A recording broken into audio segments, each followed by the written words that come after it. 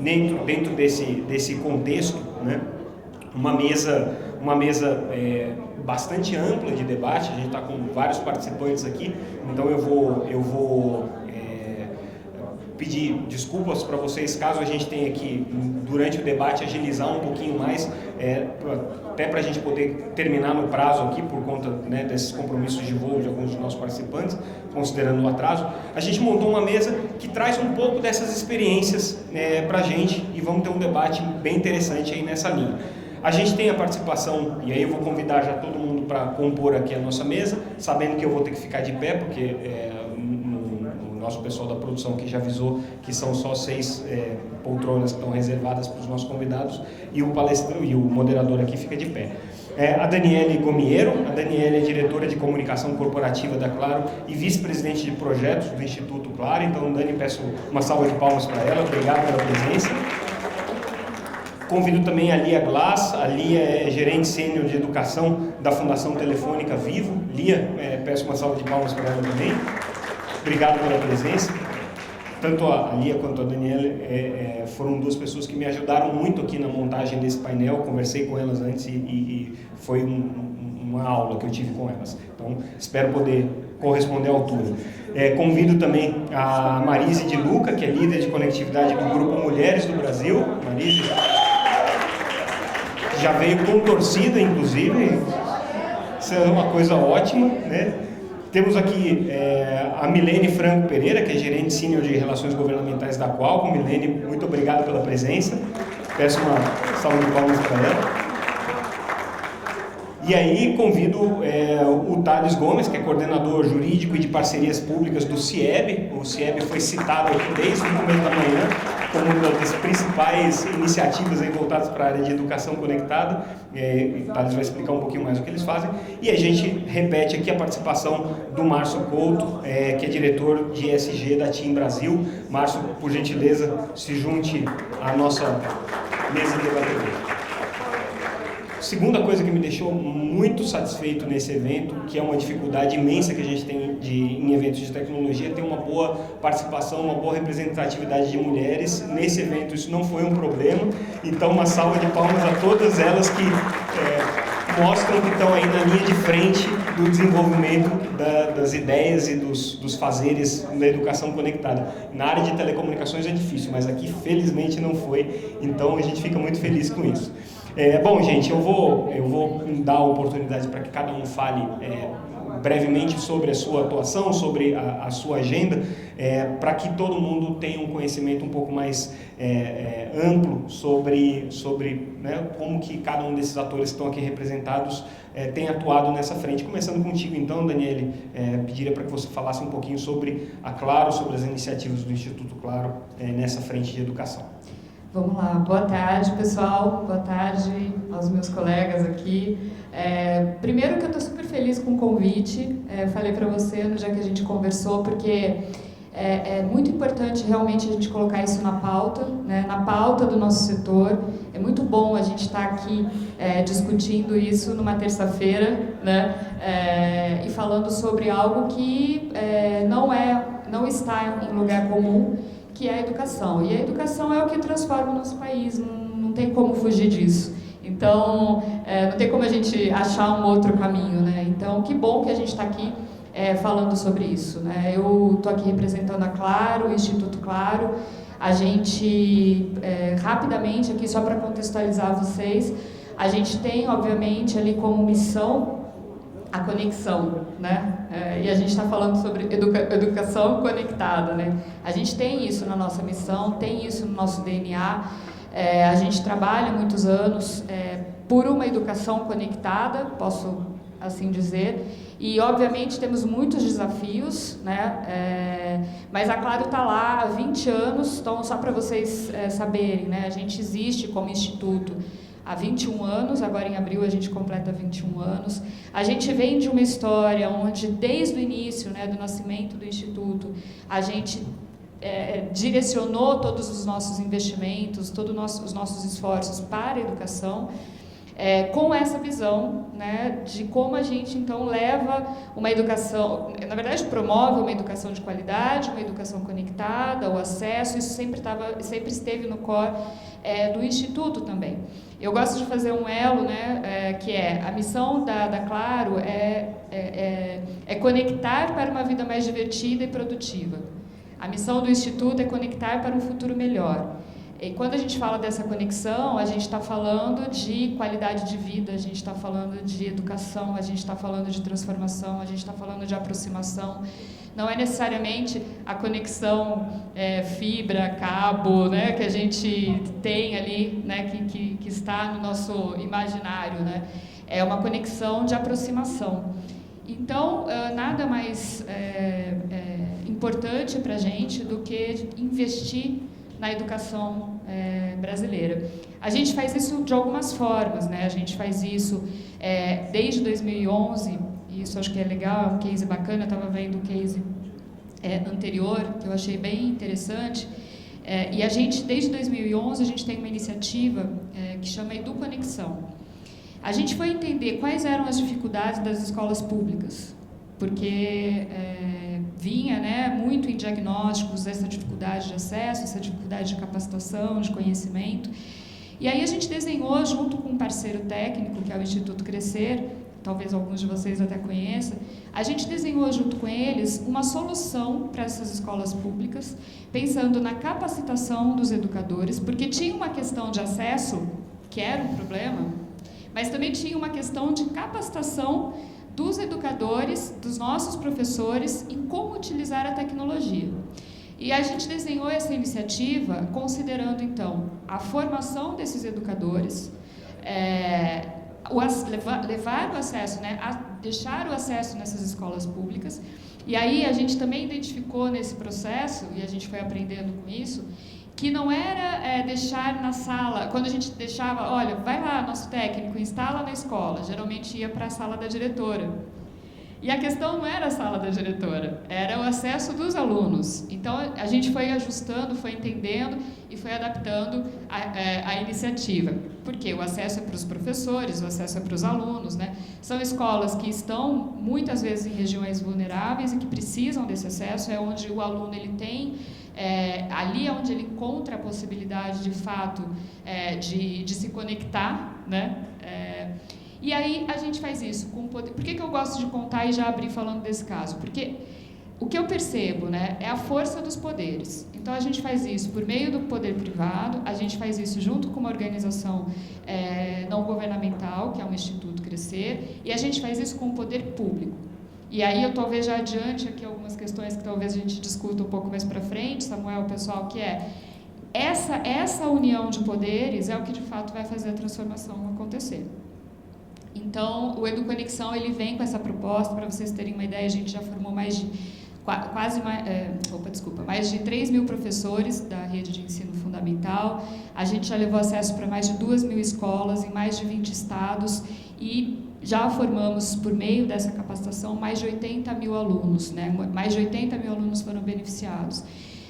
Então, eu gosto de começar falando um pouquinho desse case, porque acho que tem tudo a ver com o que a gente está discutindo aqui e com os desafios que a gente encontra. Não é fácil, né? Mas eu sou otimista, realista otimista, como diz o Ariano Suassuna, né? Eu gosto muito dessa citação, e eu acho que a gente estar aqui já é muito importante. Eu acho que eu começaria por aí, porque a gente tem vários colegas aqui, para dar tempo de todo mundo também falar.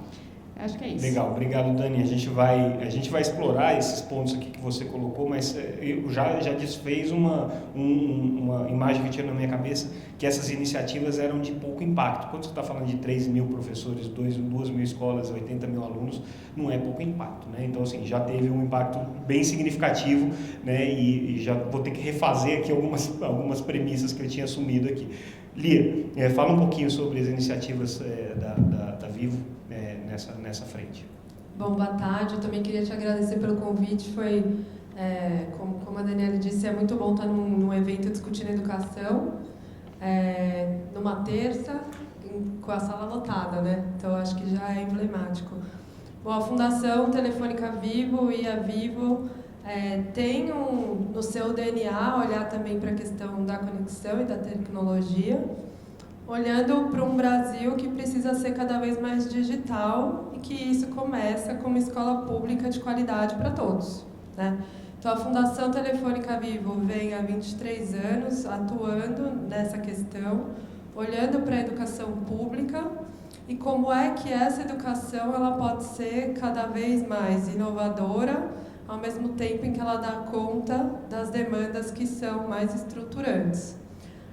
Assim como a Vivo, que tem também no seu DNA olhar para digitalizar, para aproximar, a Fundação tem isso acreditando que na base disso está a educação para promover a transformação. Hoje a gente tem um investimento que é, acho que um dos maiores do Brasil nessa área, na ordem de 60 milhões por ano, e uma estrutura que olha para o impacto na educação pública com diferentes vertentes. Uma é a criação de iniciativas que vão mesmo sendo pilotadas no âmbito da escola, olhando tanto para a formação de competências digitais de educadores, como também de alunos, e como é que essa questão pode ser levada para promover uma melhoria do ensino, no caso dos professores, por meio de formações, em parceria sempre com secretarias de educação, tanto estaduais quanto municipais. Isso é feito diretamente, por exemplo, por meio de uma iniciativa chamada Escolas Conectadas, que no ano passado chegou a 400 mil professores formando num formato à distância, mas a gente também tem ali um formato de desenho de iniciativas junto com estados, por exemplo, de olhar para um professor que talvez queira inserir uma eletiva, por exemplo, de pensamento computacional na sua escola e que a formação ajuda a viabilizar esse processo. Então, são iniciativas que são bem ali no chão da escola, que hoje estão presentes em mais ou menos 7 a 8 estados do Brasil, né, nesse modelo mais direto. A gente também tem uma atuação muito forte por meio de coalizões. Dentro do próprio terceiro setor, o CIEB está aqui como um dos nossos parceiros, que vão desde olhar para o que precisa acontecer na educação pública brasileira para que a gente avance, né? Por exemplo, nos indicadores internacionais. Então, a Fundação Telefônica Vivo é um dos parceiros, por exemplo, do Todos pela Educação na estruturação da educação já, é parceira do CIEB em várias iniciativas. Então, a gente acredita muito nessa junção de um olhar que sim vai olhar ali na ponta, na formação direta, na concepção de iniciativas que são inovadoras, que vão ter um impacto direto na escola, de um jeito mais de curto prazo, e cada vez mais olhando para como é que isso pode estar inserido na política pública, e não tanto em algo que é só a fundação que vai executar, e também numa atuação via coalizão, que vai viabilizar as políticas mais estruturantes, que vão dar conta de questões que o Brasil precisa resolver. Então, na nossa concepção, é essa junção entre um olhar mais estruturante e um olhar ali, de olhar junto com o governo local, de ações que podem ser feitas, pilotadas, né? E aí é uma função muito do terceiro setor de investir em inovação, para que depois isso possa ser escalado.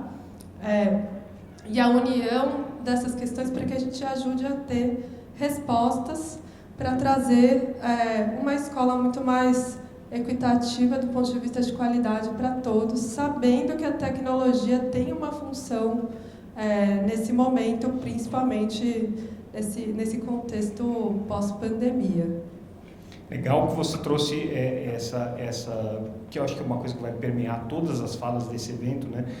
Que é o modelo de você fazer em parceria. Ninguém consegue fazer isso aqui sozinho, né? Educação é um troço tão amplo e tão complexo, né, que deixa a complexidade de conectividade e de telecomunicações que a gente está acostumado a lidar no chinelo. Então, assim, realmente não tem como a gente evoluir se não for através de parcerias. A gente vai explorar um pouquinho mais.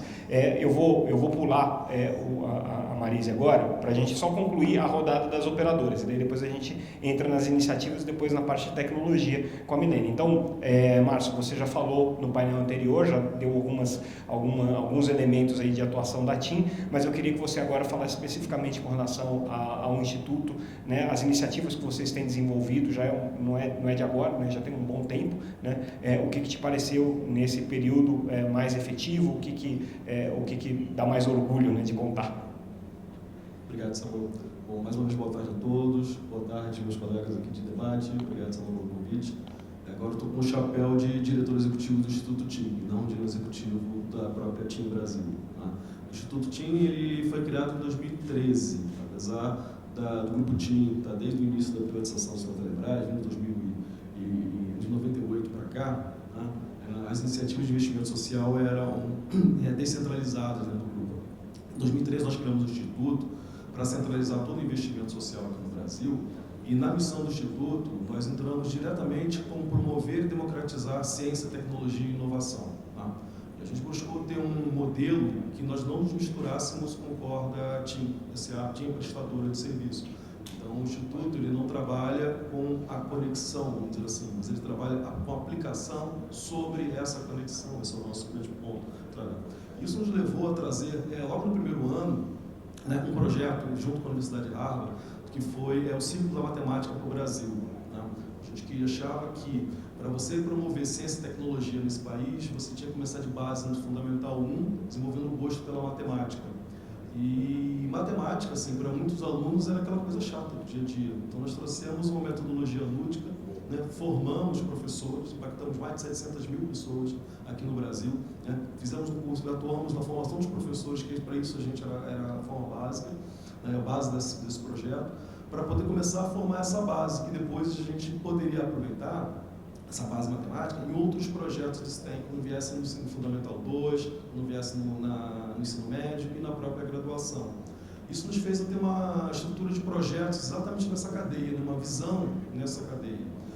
E aí fomos para o segundo problema, aí utilizando realmente tecnologia móvel para criar aplicações que ajudassem, junto com o Unicef, né, a manter as crianças dentro da escola. Então nós criamos uma aplicação chamada Busca Ativa Escolar, sendo um problema da evasão, para combater o problema da evasão escolar. A gente usando tecnologia móvel para conseguir fazer uma conexão entre agentes, né, públicos, né, as famílias, né, e por que os alunos não estavam vindo na escola, e isso foi uma parceria que também a gente entregou no MEC depois de alguns anos, né, com um bom ponto de sucesso. Seguimos nessa linha, nessa trajetória, para poder trabalhar com um projeto de inovação tecnológica em tantas universidades, que foi o Academic Working Capital. Aí nós introduzimos, então, uma pergunta: por que você não transforma o seu TCC, trabalho final de curso, que seja tem um viés de tecnologia, de uso de tecnologia, em uma empresa, em uma startup dentro do ecossistema brasileiro? E esse programa já tem 7 anos, a gente teve um projeto premiado, né, pela ONU, com os Jovens Campeões da Terra, que foi um projeto que, assim, no início a gente pensou muito em usar a tecnologia móvel para isso. Depois nós vimos chamar um projeto de medicina, biotecnologia, e vimos que, assim, na verdade, a gente precisava continuar utilizando aquele modelo de EAD, aquele modelo que nós tínhamos colocado na metodologia de ensino, para essa turma conseguir criar as empresas. E hoje o projeto é aberto para tudo.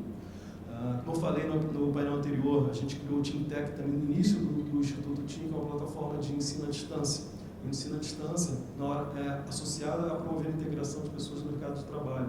Então lá você vai ter aplicações de desenvolvimento em Python, vai ter desenvolvimento de websites, ligados para essas novas capabilities, ligados para essas skills que as pessoas precisam se desenvolver, que talvez precisam se requalificar para inserir no mercado de trabalho. E para esse ano, a gente tem muito orgulho que a gente começou, agora entrou numa outra vertente de educação, que é a educação exponencial, né? E nós estamos trabalhando junto com um modelo também de parceria, tudo isso com modelo de parcerias, com universidades, com outros atores, assim, públicos e privados, e a gente está entrando com crianças, jovens e adolescentes, que eles têm algum problema cognitivo, né? Aproveitando que o modelo mudou, que as pessoas hoje conseguem trabalhar de casa com home office, né? E que as pessoas consigam se desenvolver capacidade de programação, a capacidade de linguagem de programação de dados, formar mão de obra para a própria TIM, para outras empresas de tecnologia, né?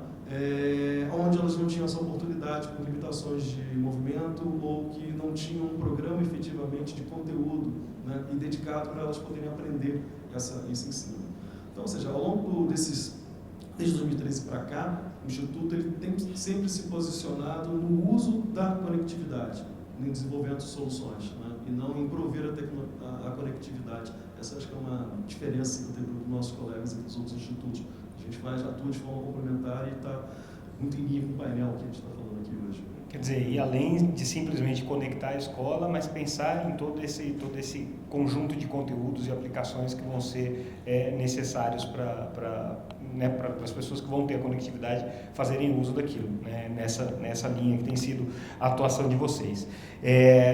Bom, e eu queria agora, então, a gente sai um pouco do mundo da conectividade, das empresas, né, e das fundações ligadas às empresas de telecomunicações, para falar um pouco sobre as iniciativas. E daí quero ouvir a Marise de Luca, que é líder de conectividade do Grupo Mulheres do Brasil, falar um pouquinho sobre o grupo, né, explicar o que é o grupo, um pouco sobre o seu background, que você tem uma experiência grande aqui na área de telecomunicações.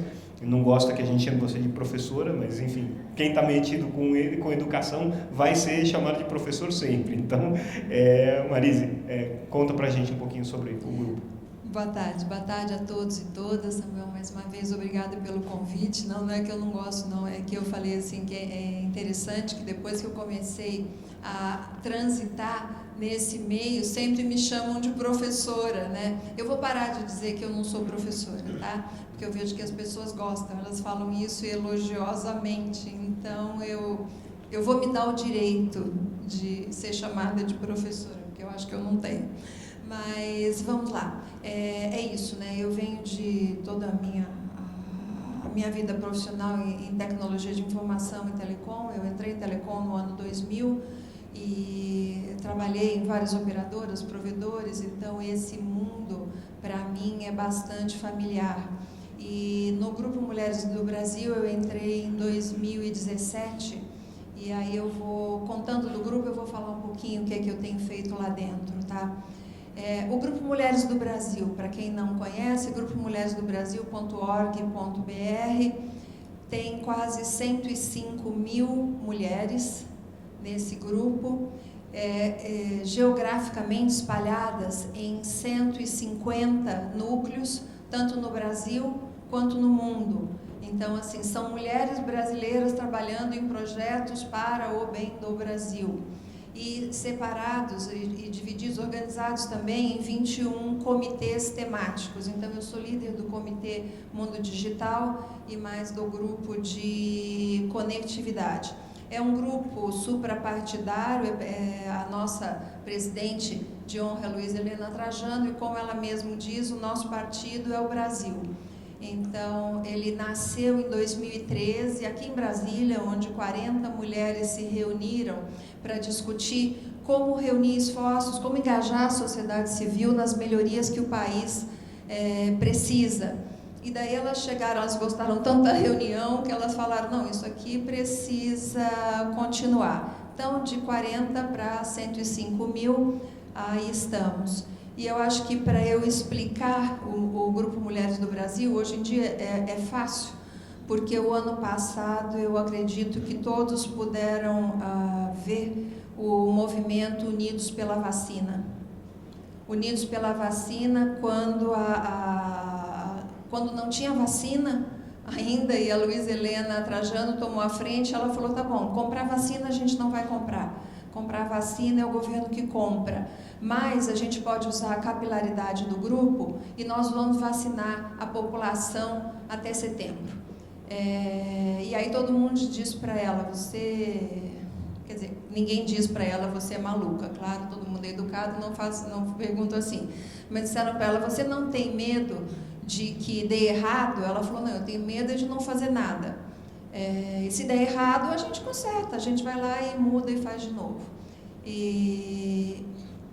Então isso eu acho que explica o espírito do Grupo Mulheres do Brasil. O que a gente quer é isso, reúne a sociedade civil, traz a iniciativa privada, conversa com o governo, qualquer que seja, porque o nosso partido é o Brasil, e vamos trazer soluções. Dentro do Grupo Mulheres do Brasil, em 2020, o que aconteceu? Eu participava de vários projetos de levar, ensinar codificação para crianças de escola pública. Tinha um projeto muito interessante para a gente levar formação em tecnologia para meninas em situação de vulnerabilidade em comunidades, que a gente ia fazer, e isso tudo para começar os projetos em março de 2020, quando o mundo parou. O mundo parou e os problemas continuavam. Isso deu uma angústia muito grande, porque aí, assim, os alunos da escola pública, a gente não tinha notícia deles.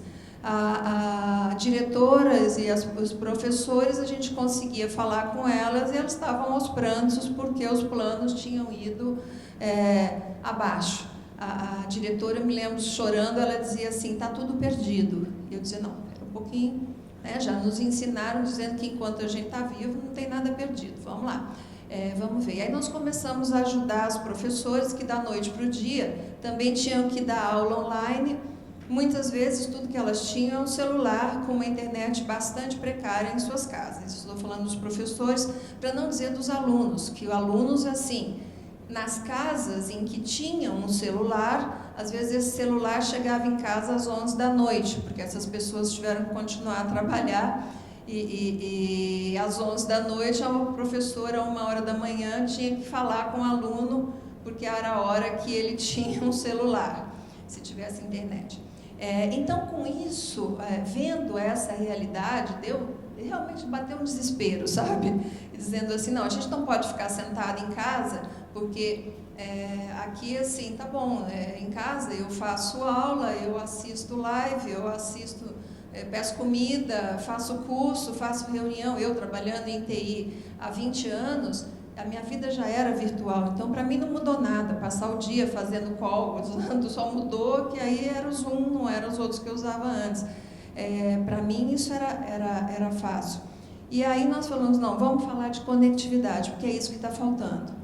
E olhando conectividade, aí fomos estudar conectividade, bom, mas em 2011... A ONU incluiu na Declaração Universal dos Direitos Humanos conectividade como direito básico do cidadão.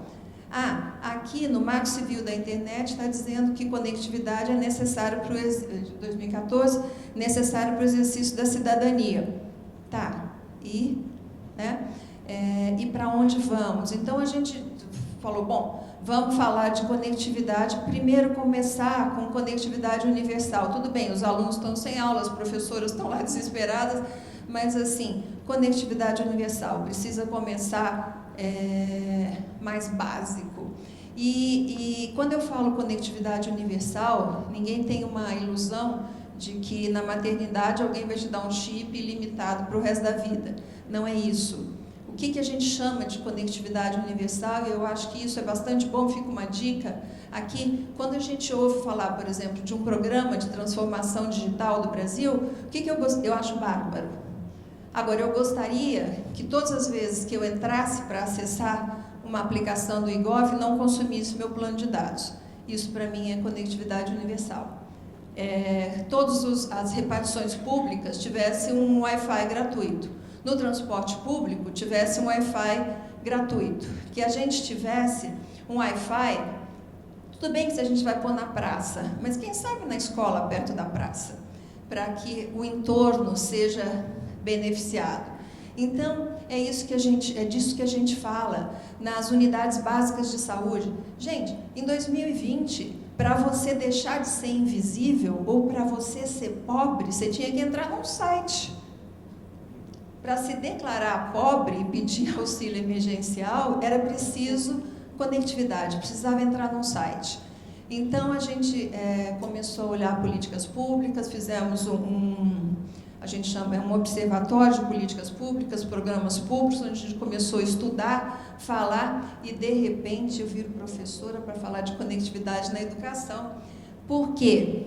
Porque nós entramos num programa que o Thales vai contar para vocês, e temos vários participantes aqui na plateia, isso é bastante bacana para a gente, programa de conectividade na educação, que já tem os frutos que foram lançados o ano passado, o mapa da conectividade, que já foi mencionado aqui, o guia da conectividade, que eu fui consultora e eu pude ajudar a escrever o guia da conectividade.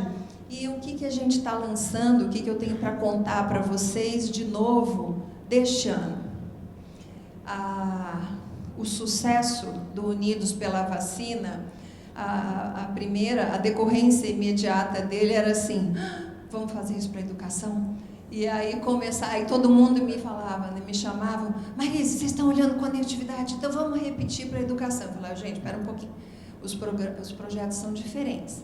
Primeiro, a vacina é um evento que acontece num momento, você vai lá, prepara a infraestrutura, nós perguntamos para todas as 5.000 e tantas prefeituras o que é que vocês precisam. Ninguém foi lá dizer para você: ó, eu vou levar isso para você, não. Você é o que precisa. Aqui não tem logística, aqui não tem pessoal, aqui não tem caixa de isopor, não tem refrigerador, não tem mesa, não tem... Então, para cada um, até hoje, se vocês entram nos postos de saúde, tem lá, às vezes, um acondicionador de remédio com o logotipo de alguém que doou. Então, assim, a iniciativa privada, a gente do Grupo Mulheres do Brasil ajudando na logística das tendas, montando as coisas para vacinar. E aí, qual é a ideia, então, para a educação? Hoje a gente está falando do projeto Nós pela Educação, onde a gente sabe que tem que ir além da conectividade, onde a gente sabe que infraestrutura é importante, mas a gente precisa trabalhar também na formação dos professores.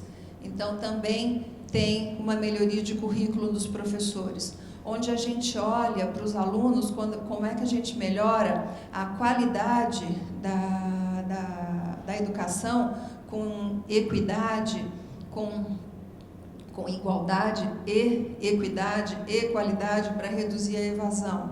E a infraestrutura que também permita a vivência na escola. Então, tem todo um projeto de arquitetura, está alinhado, essa parte eu tenho que ler, porque esse daqui eu não sei, tá? Porque realmente, assim, concepção de educação integral com território educativo e cidade educadora, que está na Agenda 2030 das ODS, tá? Então, essa parte eu realmente só lendo, para não dizer as palavras erradas. E aqui é isso, os esforços, eles têm que ser integrados.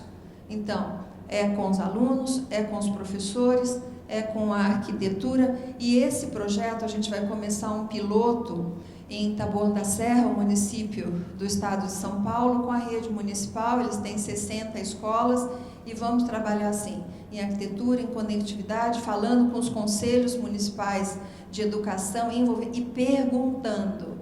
Isso é muito interessante, porque às vezes a gente fala: então faz assim, a gente tem o guia, você pega o guia e fala, não, pergunta para eles, porque se eles não co-criarem, essa palavra está bastante na moda, com a gente, a solução, ela não se sustenta. Então, é isso que nós vamos fazer, tá? Então, o que a gente quer com esse projeto? De novo, mobilização da sociedade civil pela corresponsabilidade educacional. Uma coisa importante no grupo que é assim, a gente não critica ninguém e não responsabiliza ninguém. A gente arregaça as mangas e vai lá resolver, tá? E vai fazer. Então, é isso que a gente quer fazer. O que é que nos move? Num país que a educação seja prioridade para que esse país seja uma nação respeitada. Gostaram? Quem se identifica como mulher, Grupo Mulheres do Brasil.org.br, clica lá, junte-se a nós e venha fazer parte desse grupo. Gostou do projeto? Todo mundo pode ajudar, tá? É isso. Muito obrigado, Marise, excelente. São iniciativas que a gente vai tomando conhecimento, né, à medida que vai organizando, vai entrando nesse mundo da educação. Eu não tinha entrado. Eu acho que vocês, na verdade, é um grupo que vai além da ideia da educação, né? Ele começou mais amplo do que isso, como você mesmo colocou, né, um grupo pela vacina, né? Mas não tem como a gente evoluir nada se não para pensar nesse problema da educação, e a conectividade na educação é um dos desafios que a gente tem pela frente, não é o único nessa área de educação, né? Então, incrível essa iniciativa de vocês. Thales, vocês foram citados aqui desde a parte da manhã, então explica um pouquinho o que é o CIEB e como vocês estão atuando hoje. Vocês, pelo que a gente já percebeu, vocês estão municiando, né, boa parte das iniciativas do poder público com informações, mas também imagino que tem muita ação por trás disso daí. Então, explica um pouco para nós, ignorantes aqui do mundo das telecomunicações, o que vocês têm feito. Ótimo, Samuel. Primeiro, agradecer pelo convite. Acho que tem sido um dia, uma manhã, uma tarde e uma manhã excelentes. Eu conheço muitas pessoas aqui, mas é muito bom primeiro ver todas presencialmente, né? Algumas pessoas a gente conhece virtualmente há 2 anos. A Marise, por exemplo, é a primeira vez que estamos nos vendo depois de 2 anos de parceria e articulação. Então é muito bom estarmos aqui no presencial, estarmos debatendo o tema da conectividade na educação. Eu vou explicar um pouquinho do CIEB, mas eu vou pedir permissão para já trazer talvez alguns pontos de atenção que eu percebi na conversa e nas apresentações de hoje, ao longo do dia de hoje. Bem, o CIEB é o Centro de Inovação para a Educação Brasileira. O CIEB surgiu em 2016 como uma organização da sociedade civil com a missão de promover a cultura da inovação e uso da tecnologia para melhorar a qualidade da educação pública brasileira. A gente acredita que a tecnologia, ela pode sim ser uma ferramenta, ela não substitui todos os atores e atrizes da educação, mas ela sim é uma ferramenta que pode ajudar na qualidade, na equidade da educação. E para isso, o nosso foco de atuação é o fortalecimento dos gestores e gestoras públicas, municipais, estaduais e federal. Nosso público-alvo, nosso foco de atuação é o fortalecimento das equipes das secretarias, porque é a partir das secretarias de educação que o planejamento e a execução do uso da tecnologia chega às escolas. O CIEB promove uma série de estudos, disponibiliza ferramentas, metodologias para apoiar os gestores públicos nessa tomada de decisão. Eu vou focar em uma delas aqui, que foi mencionado pelo MEC, que é o diagnóstico Guia do TEC. O diagnóstico Guia do TEC é um diagnóstico que busca promover informações sobre o grau de adoção de tecnologia nas escolas públicas brasileiras. A gente se baseia na teoria das 4 dimensões, que já foi abordado mais de uma vez aqui, porque a gente acredita que a tecnologia não é apenas o acesso à conectividade ou acesso ao dispositivo, ela precisa, para ter impacto efetivo na aprendizagem, ser incorporada num equilíbrio entre uma dimensão de visão, uma dimensão de formação, uma dimensão de infraestrutura e a dimensão de recursos educacionais digitais. E o diagnóstico do Guia do TEC é essa ferramenta que, a partir de um questionário simples, permite que as escolas consigam fazer uma análise sobre como a tecnologia vem sendo adotada no seu âmbito escolar e, obviamente, depois que as escolas respondem, o gestor municipal e estadual consegue ter uma devolutiva dessas escolas e perceber quais são os pontos nessas 4 dimensões que seria mais interessante focar para que a tecnologia tenha um uso mais adequado. Hoje a gente tem mais de 80 mil escolas que responderam ao diagnóstico do Guia do TEC. Ele é uma ferramenta que está sendo incorporada pelo MEC como uma ferramenta de apoio ao diagnóstico que todas as redes precisam fazer para o PDD interativo e por tabela pelo par. A nossa ideia é chegar o máximo possível às 140 mil escolas, mas hoje, com essas 80 mil escolas, a gente consegue apresentar algumas informações que eu acho relevantes trazer para aqui, porque ajudam a entender o problema da porta da escola para dentro. Muito do que foi debatido aqui é de como levar a conectividade para as escolas, mas isso é apenas um dos problemas. Eu não posso dizer se é o maior ou o mais difícil, mas ele é apenas um dos desafios que a gente tem que abordar. E eu vou falar um pouco de cada das dimensões, só para a gente entender, né? Eu não falei, eu sou alagoano, retirante em São Paulo, e às vezes a gente costuma dizer uma expressão que o buraco é mais embaixo. Então, às vezes, a gente está com o holofote na conectividade, é super importante, mas a gente não pode esquecer que existem outros problemas a serem superados. Quando a gente fala, vamos falar só de conectividade, Hoje pela manhã, a Megdu trouxe um dado do último censo escolar que 78% das escolas declararam ter conectividade. Primeiro que esse é um dado autodeclaratório, né? Então a gente tem uma informação hoje que é dado pelos gestores escolares.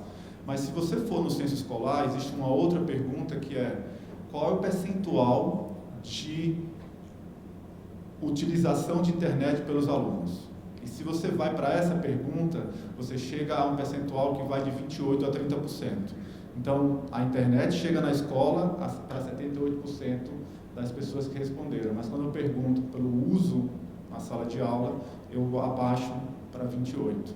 Então, a gente tem uma discussão que não é só a internet chegar, ela tem que chegar com qualidade, ela tem que ser distribuída, e ela tem que chegar de forma que os alunos consigam utilizar essa conectividade. Se a gente for falar de outro aspecto da infraestrutura, que é o acesso a dispositivos, existe um cruzamento do Guia do TEC com o dado do censo escolar, que fala, se a gente for adotar os parâmetros da OCDE, que é mais ou menos 5 estudantes por um dispositivo, o Guia do TEC adota a informação do número de estudantes do maior turno da escola. Se a gente adotar esse padrão, a gente vai chegar a cerca de 7 mil escolas no Brasil que tem 5 estudantes por um computador. Isso é cerca de 5% das escolas. Então, a gente está falando de um problema crônico, né? Alguns dos palestrantes anteriores comentaram, né? Levar a conectividade é um desafio. Usar essa conectividade depende também de outros elementos de infraestrutura. Então, esse é um problema que nós precisamos direcionar, que é o acesso. Acesso a dispositivos não é o único elemento, mas sem o dispositivo, essa conectividade que chega vai ficar talvez restrita ao uso do diretor ou dos professores na sala de professores. Quando a gente fala de competências, existe um elemento interessante de cruzamento das escolas que responderam ao Guia do TEC com o censo escolar, que o CIEB construiu graus de adoção de tecnologia, porque a gente sabe que existe um parâmetro ideal, mas as escolas e as redes públicas precisam, muitas delas estão no nível emergente, no nível inicial, e para que esse grau de adoção avance, ele precisa passar por algumas etapas, alguns degraus. A gente adota um grau de adoção de intermediário, que é o grau de adoção mínimo para que as tecnologias tenham um impacto efetivo na sala de aula, né? O emergente é quando essa tecnologia não é usada, o básico é quando ela é usada, mas sem uma intencionalidade, o intermediário já há um início de impacto, e o avançado é quando essa tecnologia, de fato, é utilizada com uma frequência, com uma qualidade ideal. E quando a gente faz o cruzamento das competências digitais de professores, de gestores, a gente chega a um dado de cerca de 22 mil escolas que alcançaram esse patamar mínimo de competências digitais. Então, se a gente pensar apenas no crivo da conectividade, a gente já tem uma dificuldade grande, que é sair de 78 para o 100. Mas se a gente for pensar para o uso dessa conectividade em sala de aula, para os dispositivos necessários e para as competências digitais necessárias, a gente tem outros desafios que precisam ser colocados. Então, uma educação conectada, ela não é apenas aquela que tem a conectividade de qualidade, é aquela em que essa conectividade está dentro de um rol de outras dimensões em que o aluno, ao fim, consegue ter aquela tecnologia com impacto. E, levando isso em consideração, esses desafios daqui, eu queria levantar 3 ou 4 pontos de atenção para uma ação imediata, talvez para uma ação mais a curto prazo. O que é que a gente pode fazer diante desse cenário? Eu acho que uma delas é melhorar ou qualificar o nosso censo escolar. A gente precisa que o censo escolar reproduza de maneira mais fácil e mais transparente e com mais qualidade como a tecnologia é adotada. Por exemplo, eu trouxe essa pergunta aqui do uso da internet de uso para os alunos, mas o que significa isso? Significa que a internet chega em todos os ambientes da sala de aula? Significa que ela tem uma velocidade mínima? Isso o censo escolar ainda não representa. Então a gente precisa ter o censo escolar, que é o nosso padrão básico de análise da educação básica no Brasil que reproduza de modo mais fiel como a tecnologia é adotada pelas escolas, porque aí sim a gente consegue saber qual é o desafio, né? O representante da Education Superrights trouxe isso. O primeiro desafio foi mostrar que havia um problema. Todo mundo achava que todas as escolas nos Estados Unidos estavam conectadas e não estavam. Então a gente precisa qualificar esse dado centro escolar para saber qual é o desafio que a gente tem. Esse é um dos pontos de atenção. O segundo ponto de atenção é o fortalecimento das políticas públicas. O Brasil tem políticas públicas de conectividade na educação. O Brasil tem a PIEC e essa política que se transformou a partir de lei em política no ano passado precisa ser fortalecida, precisa ser revisada, precisa ser regulamentada. O secretário Mauro, na primeira fala do dia, comentou sobre as faixas de repasse. Eu não sei se vocês perceberam isso, mas as escolas recebem por ano de 2.500 a 3.800. Então, no máximo, uma escola vai ter 3.800 para direcionar conectividade, infraestrutura, formação de professores. É impossível que com esses recursos a gente imagine que as escolas consigam avançar. Então, é preciso, nesse momento, pensar, esses recursos têm que ser aumentados, é preciso ter uma revisão. 3.800, além de todos os desafios de fazer esse recurso chegar às escolas, quando ele chega, ele vai direcionar uma parcela mínima desse problema. Então, o fortalecimento do PIEC passa por um planejamento, por um fortalecimento, mas concretamente por uma revisão desses valores. Um terceiro ponto de atenção que a Ana Carolina trouxe, e eu fico muito feliz que isso já esteja como planejamento para 2022, é a retomada das atas de registro de preço em âmbito nacional. O FNDE é esse órgão que tem essa competência e essa capacidade.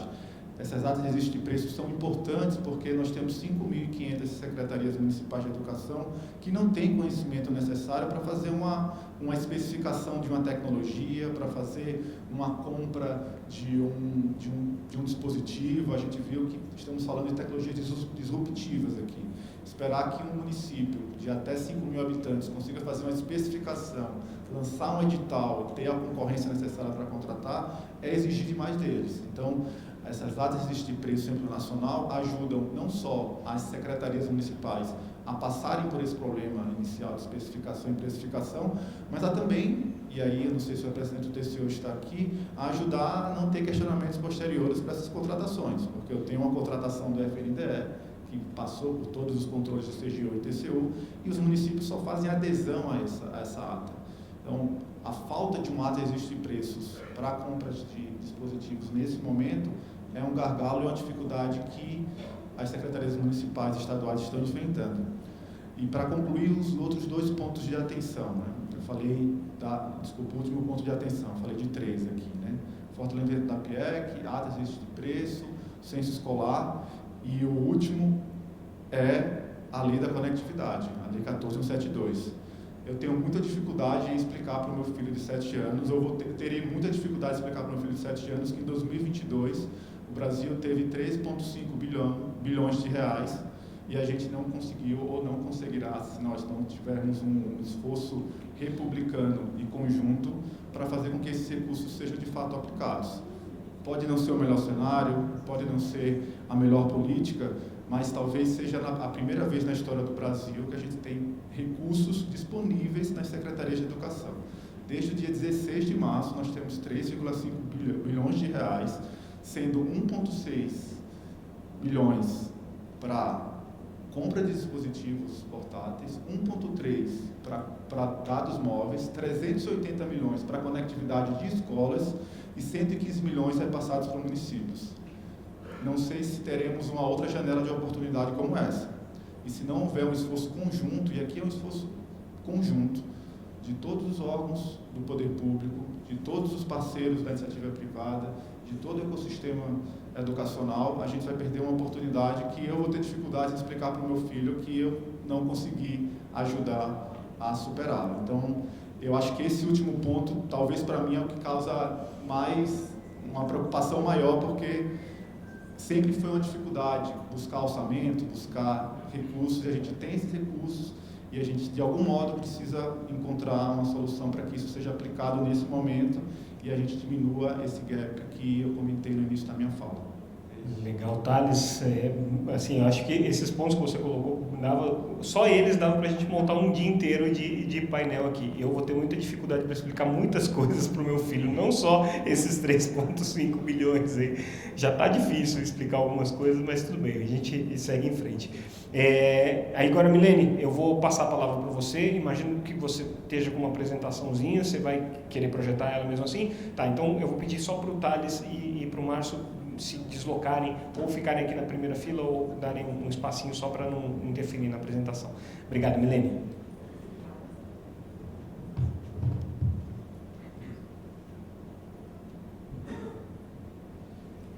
Bom, boa tarde a todos. Obrigada pela oportunidade que a gente está tendo de trazer essas informações sobre os ACPCs.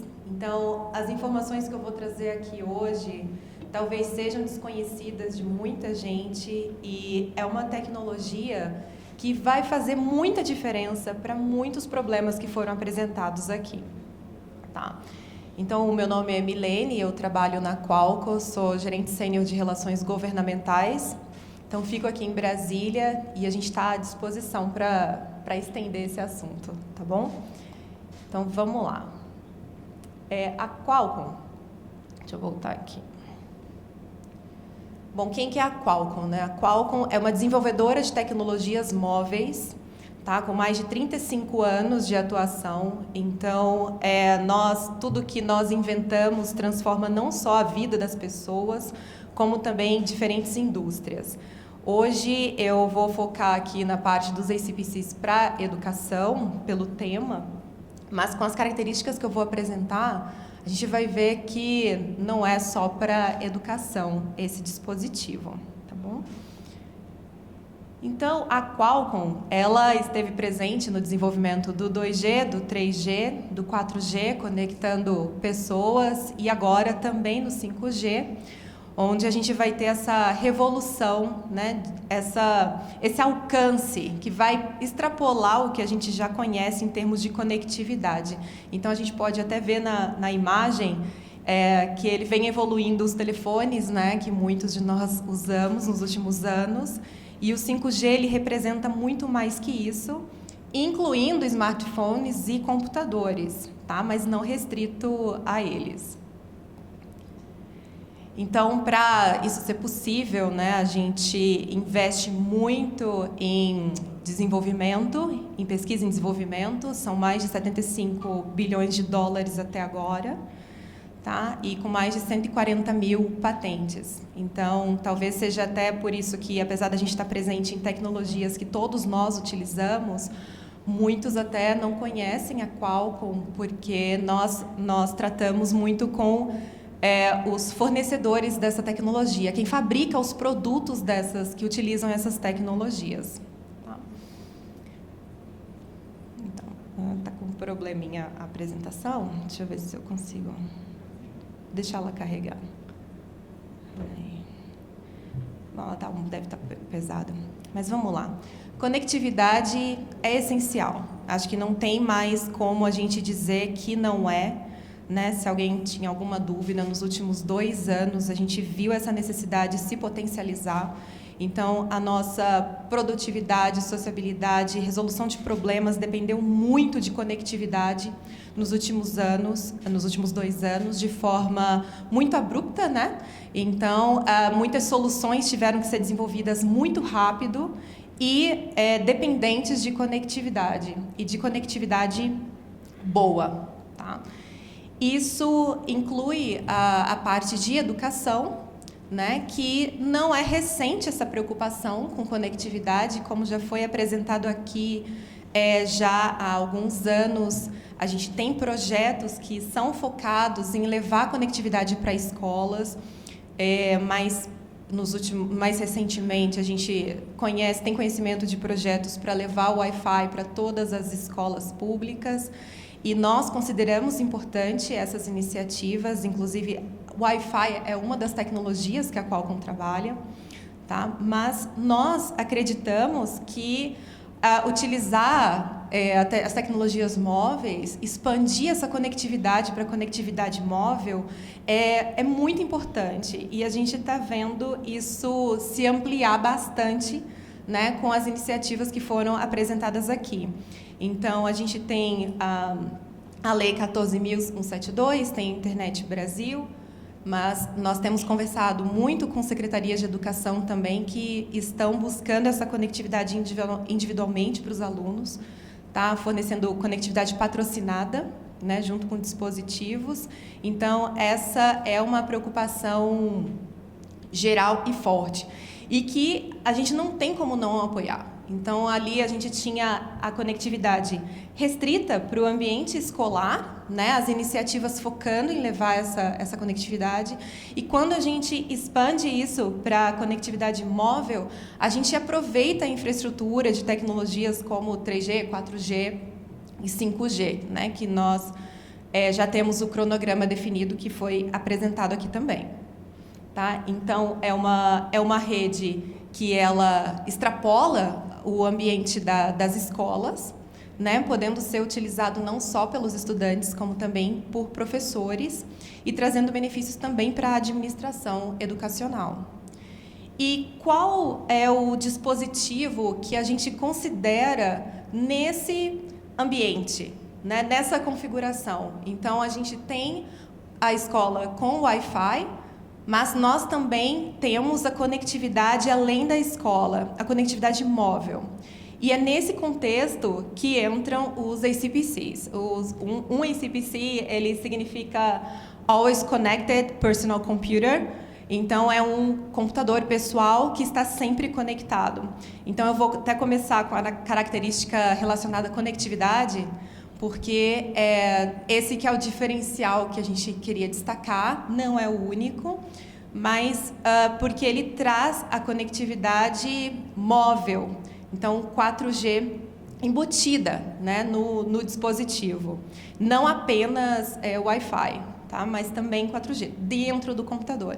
Então, Always Connected, porque você, igual a gente usa os nossos smartphones, né, os nossos celulares, a gente pega, encosta, ele está conectado, está recebendo mensagem, ele está trabalhando.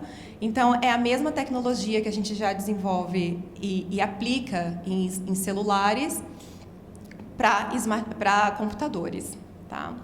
E, bom, além disso, né, ele tem outros requisitos que trazem benefícios, como espessura, né, ele é bem mais fino do que outros computadores, que tem o nosso processador Snapdragon. Ele é mais quieto, ele não tem a ventilação, o fan, então ele ocupa menos espaço, então ele é mais fino. Ele é projetado para trabalhar com a nuvem, então com isso a gente usa tanto a nuvem tanto para gerenciamento, né, desses dispositivos, que é uma demanda que a gente já conversou com algumas secretarias que colocaram que essa questão de poder tirar um dispositivo do ambiente escolar tinha esse desafio. Então, oportunidades como geolocalização, assim como a gente tem no smartphone por causa do SIM card, a gente agora tem no computador também. Tá? A questão da capacidade de armazenamento, então você poder contar com a nuvem, isso torna mais seguro no sentido de você, se acontece alguma coisa com o seu dispositivo, você não perde todo o seu trabalho. Eu já presenciei isso acontecer com muita gente, principalmente na época de faculdade.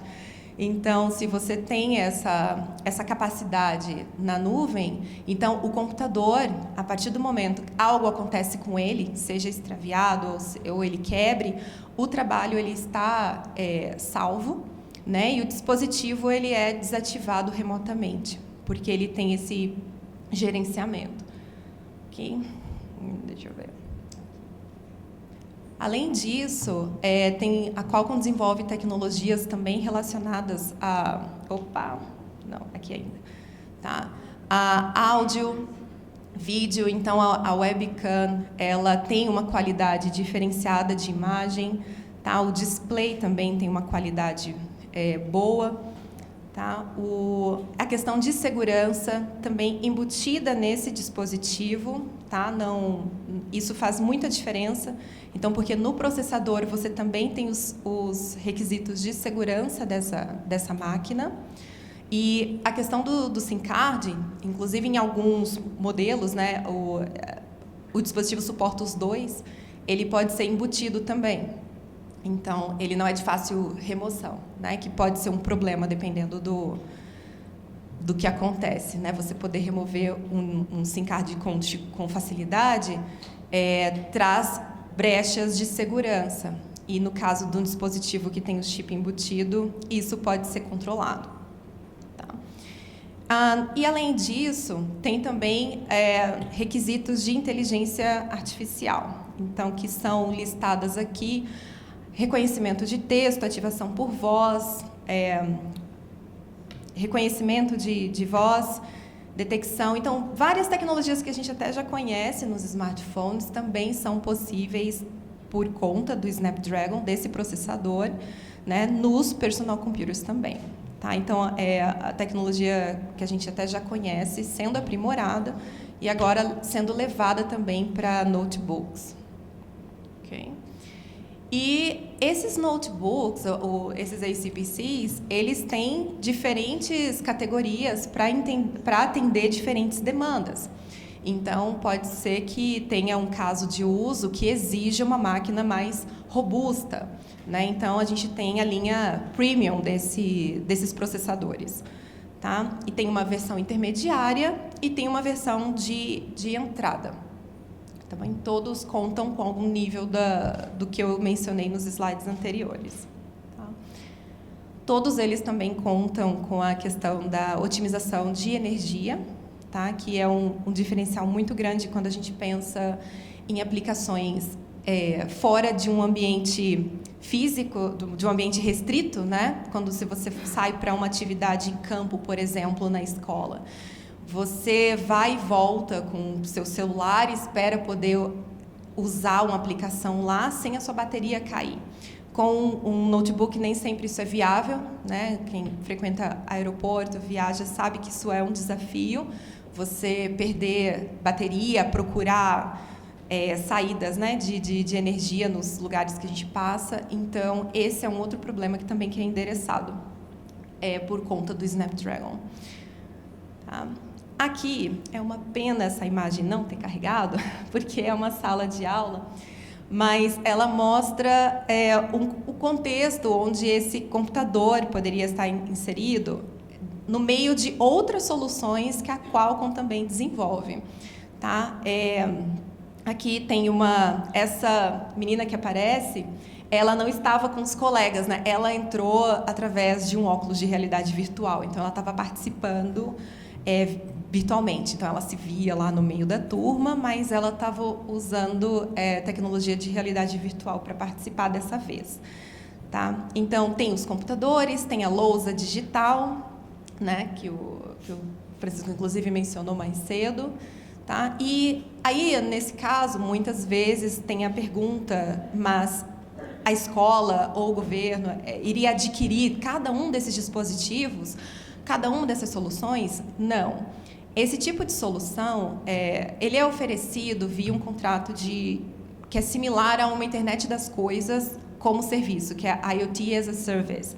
Então, uma empresa integradora, ela implementa essa solução por um custo mensal, mas ela é responsável pela manutenção, pela atualização dos dispositivos, ela cuida de tudo para isso continuar rodando mediante um contrato, e a empresa que ofereceu essa solução que é responsável pela aquisição dos dispositivos e manutenção deles. Tá? Esse é um modelo de negócio que a Qualcomm trabalha e que seria... Qualcomm trabalha não, a gente considera, né, para esse tipo de solução, e é o que seria mais indicado, não é o caso necessariamente de uma administração adquirir cada um dos itens. Tá? Bom, então, esse é o computador, né? A gente tem, inclusive, alguns modelos aqui na sala, né, lá atrás, em demonstração, mostrando, inclusive, a questão de de bateria, outros features, outras características que eu apresentei aqui são possíveis de verificar pessoalmente. A gente não tem esses dispositivos no Brasil, mas eles estão em vias de chegar aqui, tá? Para comercialização, né? Para serem encontrados nas lojas para aquisição. E é o melhor do que a gente tem no smartphone por conta de usar o Snapdragon, sendo levado para os ACPCs, tá? Então era isso que eu tinha para trazer hoje. Obrigada.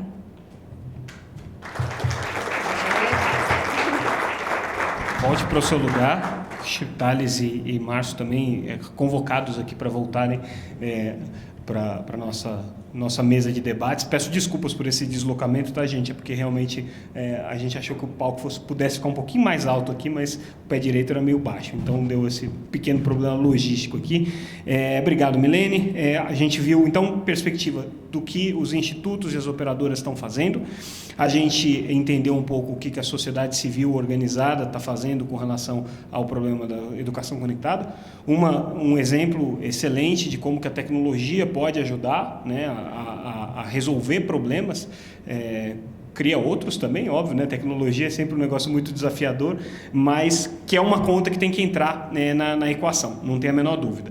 E aí eu começo o nosso debate querendo ouvir um pouco as operadoras, né, ou os institutos ou fundações das operadoras, para ser mais preciso, né, para a gente não cometer nenhum equívoco, sobre como é que a gente dá esse passo. A gente vai de iniciativas que são hoje praticamente voluntárias e iniciativas que partiram de projetos sociais e de iniciativas sociais para projetos que estão casados com políticas públicas de grande escala. Eu acho que esse casamento talvez seja o grande desafio que a gente vai ter para agora, né? Lia, Dani e Márcio, se vocês puderem comentar como é que vocês estão vendo esse universo, não vou dizer uma tsunami se aproximando, mas esse conjunto cada vez maior de iniciativas de políticas voltadas para a educação, como é que isso se casa com o que vocês já estão fazendo hoje? Quem quer começar? Pode começar. Posso começar. Primeiro, acho que o terceiro setor, esse ambiente das grandes fundações, vem passando por uma transformação, né? E isso passa também por um olhar de não só realizar projetos autorais, que historicamente têm uma pequena escala, por serem muito inovadores, mas passar cada vez mais a se integrar às políticas públicas que, por definição, vão trazer uma escala e vão olhar para o que realmente precisa ser feito no âmbito de uma Secretaria de Educação, por exemplo, para resolver um problema real. O que nós temos feito é olhar para iniciativas que vão trazer a questão, principalmente das competências digitais, né, tanto para professores quanto alunos, e como é que isso pode estar casado com uma política que já esteja em vigor no governo. Então, eu vou dar um exemplo. No ano passado, nós fizemos um grande estudo dentro lá da Vivo e da Fundação, que foi olhar para a questão da tecnologia sob a perspectiva das competências digitais dos jovens. Nós fizemos um mapeamento que mostrou que hoje o Brasil tem mais de 140 mil vagas disponíveis, por exemplo, na área de ciência de dados, que poderia ser ocupada por pessoas que têm uma formação no nível técnico, não precisaria ser um nível superior. Ao mesmo tempo, a gente tem reforma do ensino médio, que possibilita cada vez mais que os jovens façam escolhas, por exemplo, de itinerários técnicos profissionalizantes, de eletivas, em qualquer itinerário que seja escolhido. Então, o nosso trabalho passou a ser muito mais orientado para como é que a gente pode olhar, por exemplo, para essa questão dos dados e construir algo conjuntamente com secretarias de educação que possibilite essa formação técnica, não sob a perspectiva do que a Fundação acha que tem que ser feito apenas, mas sob a perspectiva do que é viável do ponto de vista de uma reforma que já estava acontecendo. A gente, então, criou, em parceria com o CIEB, com o Centro Paula Souza, com a colaboração de 7 secretarias de educação, um currículo de ciência de dados, que agora está sendo implementado no caráter experimental, não existia no catálogo de profissões técnicas no Brasil, que está sendo pilotado agora em 3 estados, mas cuja ambição é que ele possa estar disponível para qualquer estado brasileiro que queira implementar, currículo é gratuito, a formação é, aí sim, promovida pela Fundação, em conjunto com o Instituto Ânima, mas ele foi concebido a partir de uma demanda de política pública, e não de uma demanda de algo que a Fundação queria pilotar, resolver sob a nossa perspectiva. Isso muda completamente a visão de escala. Então, esse é um exemplo bem concreto, mas essa é a dinâmica que a gente vem imprimindo dentro da Fundação, né? Além do trabalho via coalizões, parcerias, que aí sim vão olhar para as questões de políticas de forma mais estruturante.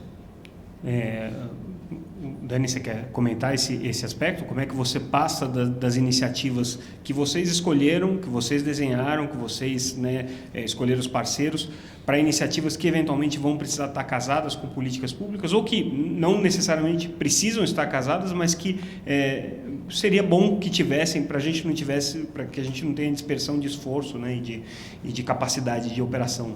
Eu concordo bastante com a linha da Vivo também, da Fundação. É um pouco do que a gente... Na verdade, é o que a gente faz, e tem uma característica que eu gosto de dizer, que a gente não precisa, né, apesar de estar também no nosso imaginário, a gente não precisa separar, né, o Instituto da companhia, né? Eu, pelo menos, venho de uma experiência, não sei como que é, mas pelo menos venho de uma experiência positiva nesse sentido, que o Instituto, ele é o braço social, ele é a inteligência social da empresa. E aí, quando a gente pensa essas soluções, e muito, muito bem colocado pela Lia, que do ponto de vista de quem precisa ou de quem demanda, e não do que a gente acha que é bom, da experiência que a gente tem, até porque a gente está no mundo corporativo, o Instituto, claro, é um instituto, mas representa um universo corporativo, né, assim, na essência ali. A gente tem que ouvir essa necessidade, a gente tem que estar conectado, sim, com as necessidades, ouvindo as escolas, ouvindo os jovens, ouvindo os alunos, para a gente poder pensar essas soluções e ganhar em escala. O exemplo que eu dei anteriormente, do EduConexão, ele é muito baseado nisso mesmo, nessa escuta, né? E vem muito ao encontro do que o Thales comentou, que assim, como que a gente coloca os professores nesse processo também de cocriação, como que a gente coloca esses gestores públicos, porque eles precisam ter esse apoio, inclusive, e aí como os alunos são beneficiados por isso, né? Então, o EduConexão, ele nasce disso, e claro, porque quando eu vou lá na escola pública e falo, prefeitura, estou vindo aqui e quero trazer acesso, quero trazer a conexão dentro desses parâmetros que eu até anotei. Para mim eu adoro esses momentos porque a gente aprende bastante, né? Então eu estava aqui anotando um monte de coisa, e é bem isso mesmo, assim, quando eu chego nessa escola, converso com a prefeitura, converso com o gestor, converso com o professor, coordenador pedagógico, o engajamento é muito diferente. A participação, o monitoramento, os resultados, e aí quando eu levo acesso, quando eu levo conexão, é a Claro que está levando. Então, eu acho que isso que é o legal, sabe, Samuel? Esse esforço. Óbvio que a gente, com o chapéu, às vezes, do social, a gente tem que... né? A gente tem uma obstinação, né? Porque não está necessariamente no core. Mas eu tenho uma experiência afirmativa nesse sentido, eu tenho uma experiência positiva nesse sentido. É a Claro e o Instituto fazendo isso junto com o poder público ou com outras instituições. E tem uma outra coisa só que eu queria comentar. Esse é um dos projetos, é uma das iniciativas, a gente tem outros também, né? Mas eu queria também trazer esse olhar, que é o olhar da gente entender o Brasil, né? A gente tem dimensões muito diferentes, localidades, regionalidades, e eu acho que esse também é um desafio para a gente, que pense esse assunto, que está aqui discutindo esse assunto. O que é importante no Nordeste não necessariamente é no Sudeste, e ao contrário. E a gente tem uma aliança muito importante também com o Unicef, que eu queria trazer aqui para a conversa, que é exatamente mapear quais são esses indicadores da educação que nos ajudam também a entender essa realidade, e qual é o remédio, né, ou qual é a ação que a gente tem que pensar em conjunto com o poder público e a gente aqui, todos nós, para sanarmos. Então, a gente tem ali uma parceria que é com o Distorção Idade Série. assim como a TIM tem a busca ativa, né, que é super bacana, a gente tem ali o Distorção em Idade Série, que é a Claro, o Instituto também, entendendo por que esse aluno, né, é reprovado, por que ele não volta para a escola. E hoje, além do que a gente já sabe, do que já foi mapeado, a gente ainda tem como, a gente infelizmente acrescenta nesse ponto, essa questão do acesso e da conectividade. Então, como que a gente trabalha para fazer esse movimento acontecer, né? Então, acho que temos um grande desafio, mas eu acho que é possível. Esses dados voltam para o poder público quando vocês fazem esses diagnósticos e levantam por que tem um índice de evasão elevado, por que você tem dificuldade de manter o aluno na escola, isso volta para o poder público de alguma maneira? Vocês apresentam os relatórios, isso daí é oferecido para eles? Como é que funciona? No caso, posso falar pelo Unicef, mas nesse caso, assim, eles fazem um papel muito forte de advocacy, quer dizer, todos esses materiais, tudo isso que é mapeado, diagnosticado, é entregue, sim, para o poder público.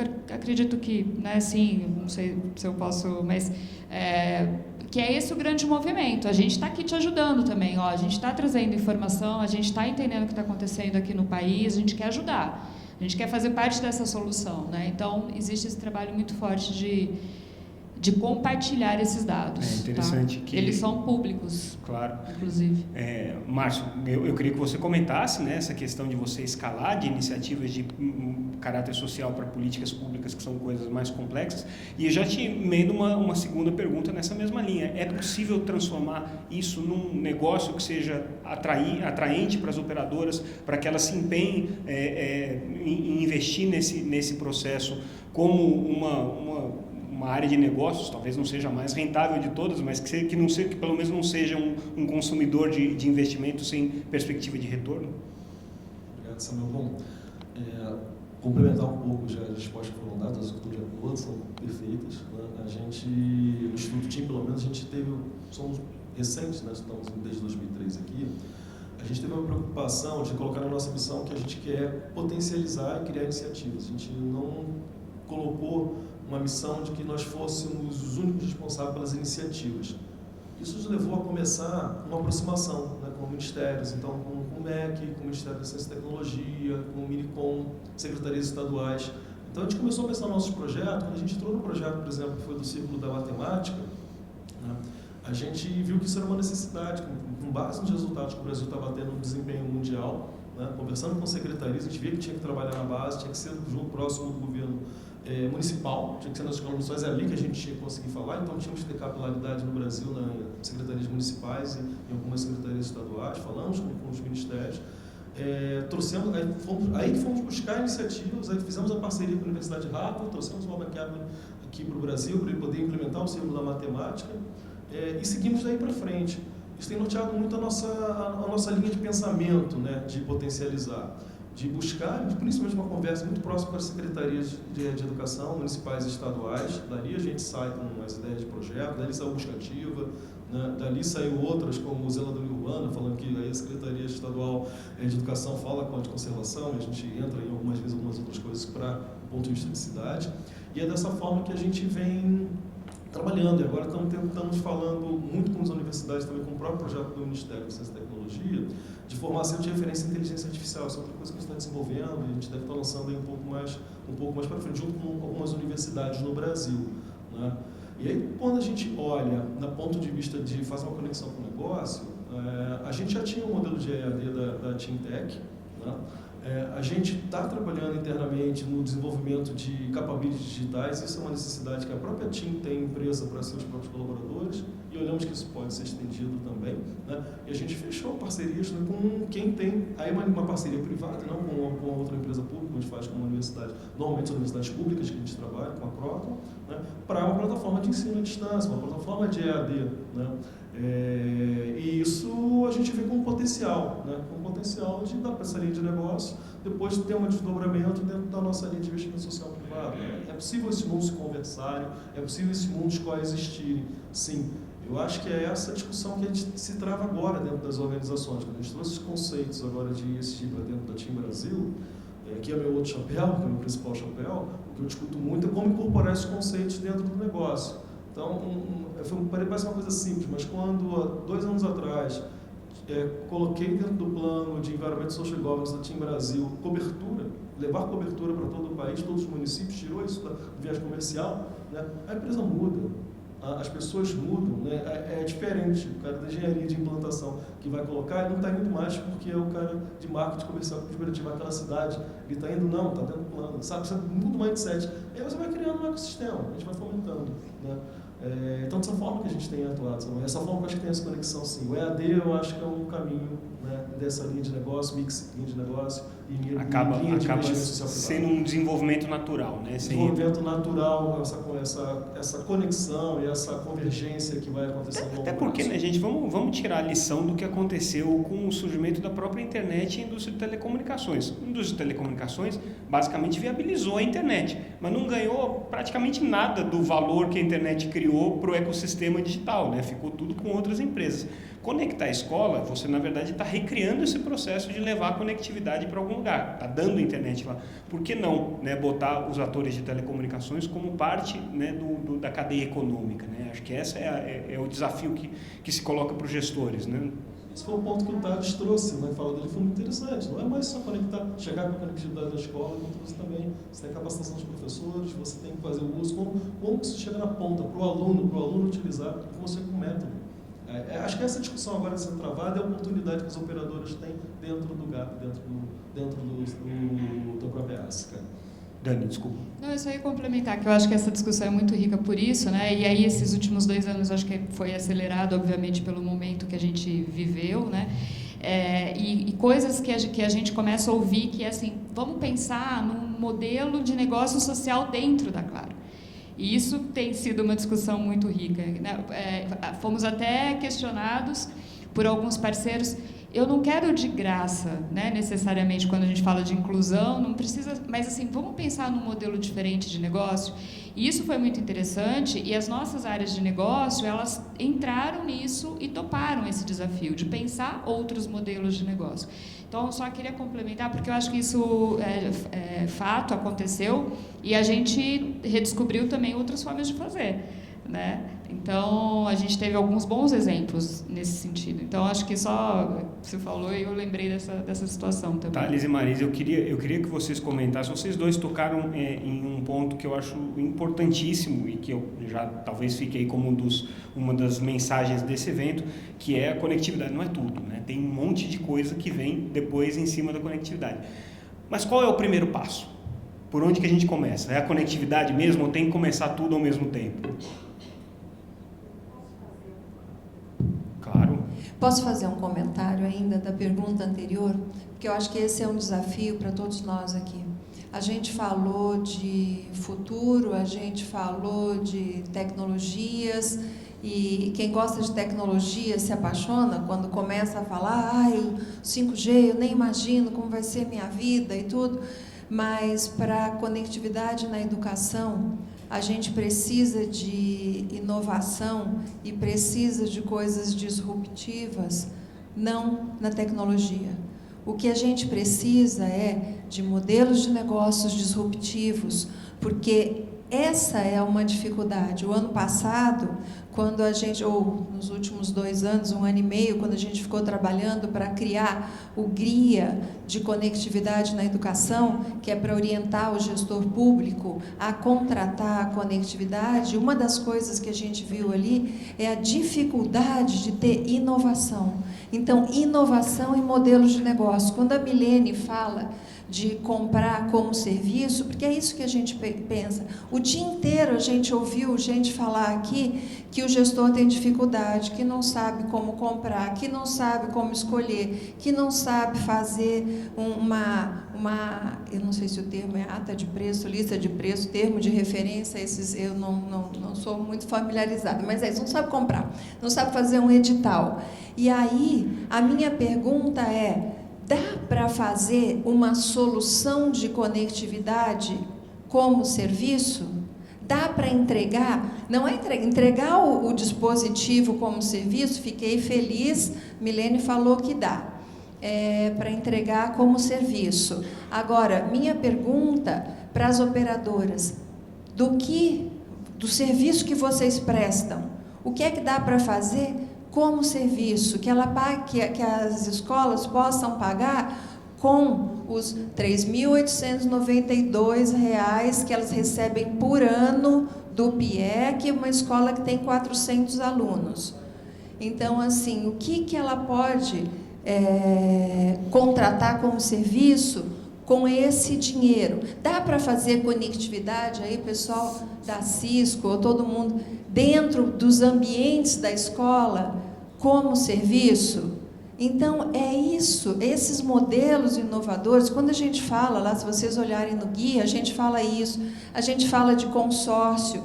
E essa discussão era uma discussão, é bem interessante, porque você traz coisas que eu vivi na minha vida na vida passada, comercial, de executiva de telecomunicações, de negócios, onde você é desafiado e você tem que ir. Eu fui de IoT também, em 2015 eu estava vendendo IoT lá em Barcelona.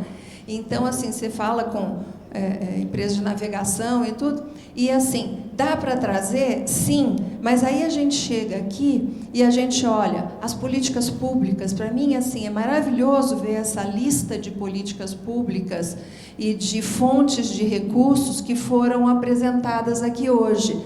Mas a escola, ela recebe tudo picadinho. Então, com uma, ela põe um ponto de internet aqui. Com a outro dinheiro, ela é aqui. O dinheiro do PIEC, todo ano ela tem que ver. Então, ela vai ter que contratar só por um ano, porque no outro ano ela não sabe se vem o dinheiro. E aí ela junta todas aquelas fontes de recurso, mas não é que nem lá em casa, que se eu receber dinheiro de vários, eu ponho dentro de uma caixinha, pego aquilo tudo e vejo como eu vou gastar. Não é assim, porque ela vai fazer uma licitação. Tem prestação de contas, né, no final das contas. Não, e a gente viu aqui coisas interessantes também. Quando alguém se fala, você tem o dinheiro, mas tem municípios que falam para a gente assim, eu tenho que fazer uma tomada de preço com 3 provedores, só tem um. Como é que eu faço?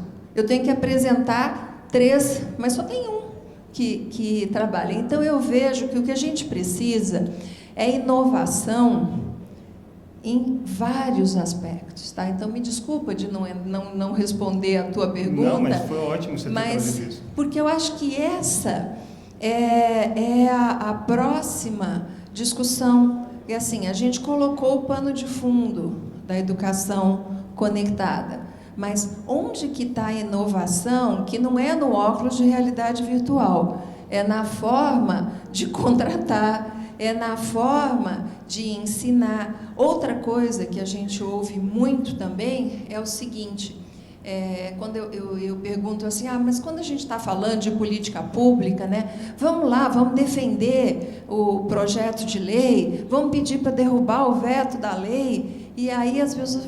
Por que as pessoas não se mobilizam? Já me disseram também, a população ainda não compreendeu a importância da conectividade na educação. Para que isso vai ser bom? Eu posso concordar, eu acho que aqui nessa sala ninguém tem dúvida.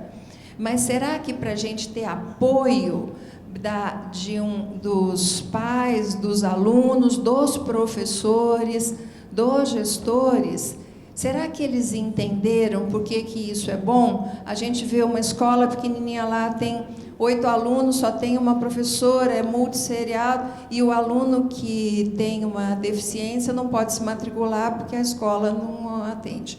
E aí a gente fala, e se tivesse conectividade? Será que essa professora, que é única, não podia usar alguma coisa? Porque os alunos têm idades diferentes. Inclusive, essa criança que tem alguma deficiência, será que não teria alguma coisa para auxiliá-lo?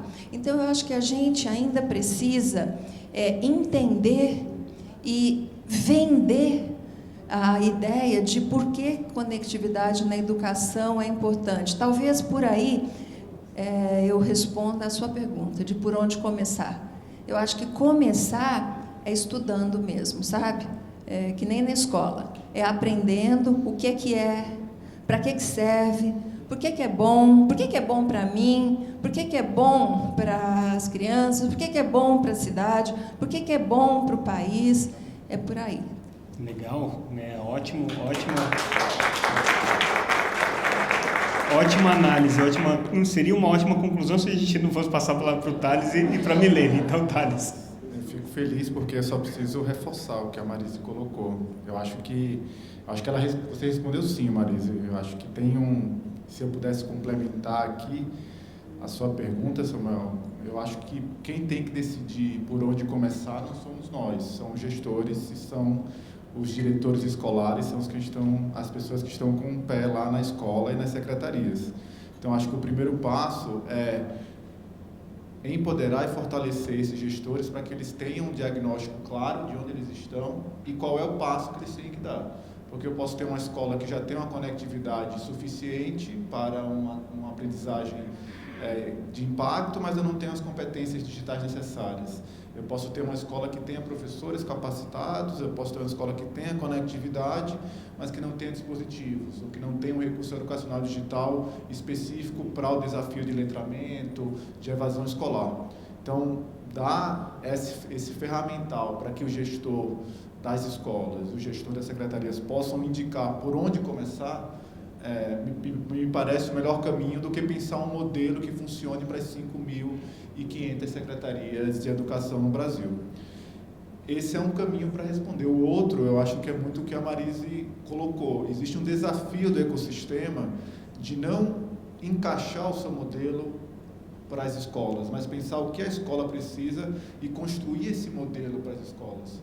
Porque se a gente for tentar apresentar ou adequar um modelo comercial, um modelo de negócio de cada um dos players aqui, a gente vai ter cada localidade tendo que se adequar àquela possibilidade. E para realmente as escolas conseguirem contratar, a gente precisa pensar a especificidade de uma contratação pública, a especificidade de uma realidade local de muitos municípios, a maioria dos municípios brasileiros que tem menos de 50 mil habitantes.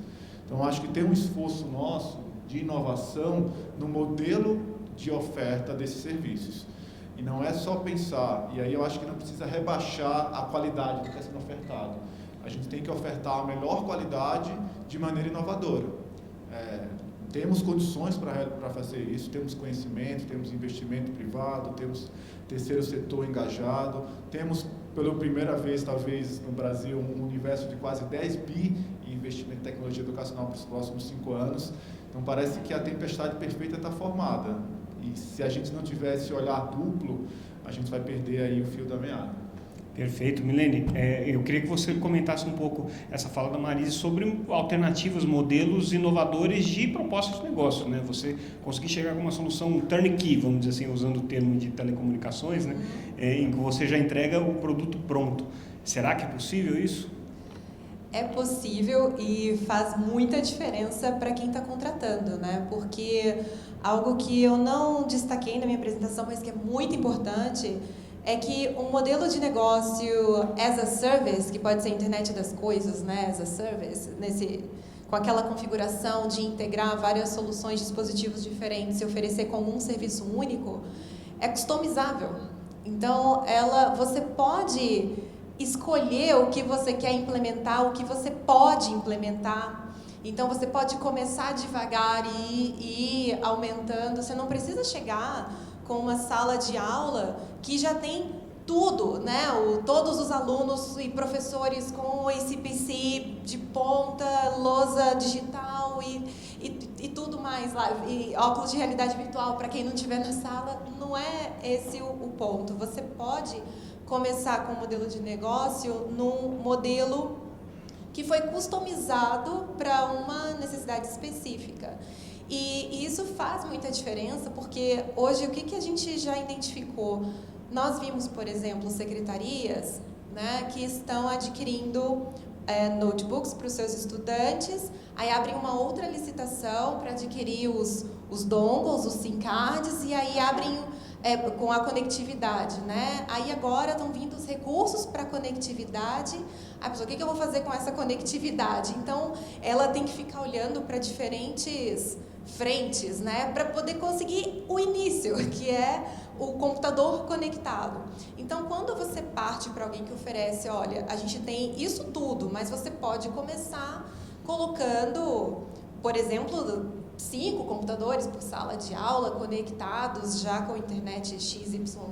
Então, é importante as pessoas conhecerem essas novidades, né? Essas possibilidades. E também não ter receio, não ter medo dessas novidades, porque às vezes a gente faz uma apresentação de diferentes verticais, né? Automotivo, educação e tal. E a gente vê algumas pessoas, às vezes, carro voador. A pessoa acha que é um futuro muito distante, sendo que a gente, por exemplo, tem esses computadores já sendo vendidos. Então, sem conhecer o custo, sabendo dos benefícios, às vezes a pessoa já descarta, e sendo que poderia resolver vários problemas que a Secretaria enfrenta hoje. E um outro ponto que eu queria comentar é pensar, né, nessas tecnologias como o 5G, como ferramentas. Né? Às vezes a gente fala, o 5G é muito. Na verdade, às vezes a gente nem sabe o que o 5G vai habilitar. Né? O 5G ele traz uma velocidade, uma confiabilidade, uma possibilidade de muitos dispositivos ao mesmo tempo, mas o que isso viabiliza? Né? Nós fomos surpreendidos com o 4G. Algumas soluções que para a gente hoje é normal não eram viáveis no 3G. E hoje está aqui, todo mundo usando, né? E natural.